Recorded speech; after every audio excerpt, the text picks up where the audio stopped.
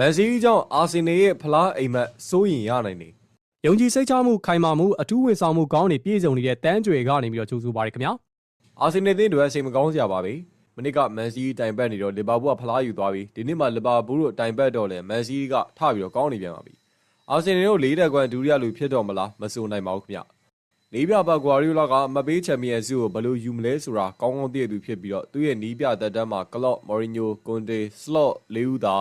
သူ့ကိုကြော်ဖြတ်ပြီးတော့ချန်ပီယံဖြစ်ဖူးတာပါအခုလည်းပဲမန်စီးတီးကအာဆင်နယ်နဲ့နံပါတ်အကွာသာလိုရတဲ့အတွက်တောက်လျှောက်ဖီယာပေးပြီးချီချော်နဲ့ကြော်တက်ဖို့အစင်းသစ်ရှိနေပါရီအာဆင်နယ်အနေနဲ့အသေးတပွဲကြနေကိုမန်စီးတီးရဲ့ကြော်တက်ခြင်းကိုခံစားမှာပဲဖြစ်ပါရီရာသီအစရလက်တွေဆိုးရခဲ့ပေမဲ့မန်စီးတီးကခရစ္စတယ်ပဲလစ်ကိုနိုင်ပြီးတဲ့နောက်ဆုံး၅ပွဲဆက်အနိုင်ယူခဲ့လို့လမ်းကြောင်းမှန်ပေါ်ပြန်လည်ရောက်ရှိနေပါပြီ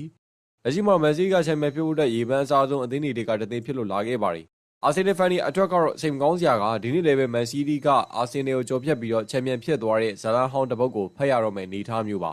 အာဆင်နယ်ပရိသတ်များကလည်းပွဲမပြီးခင်လက်မထောင်ထားသမျှရေရာသီများလို့ဒုတိယအဖြစ်နဲ့ပြပူနေရပြီပဲဖြစ်ပါရီ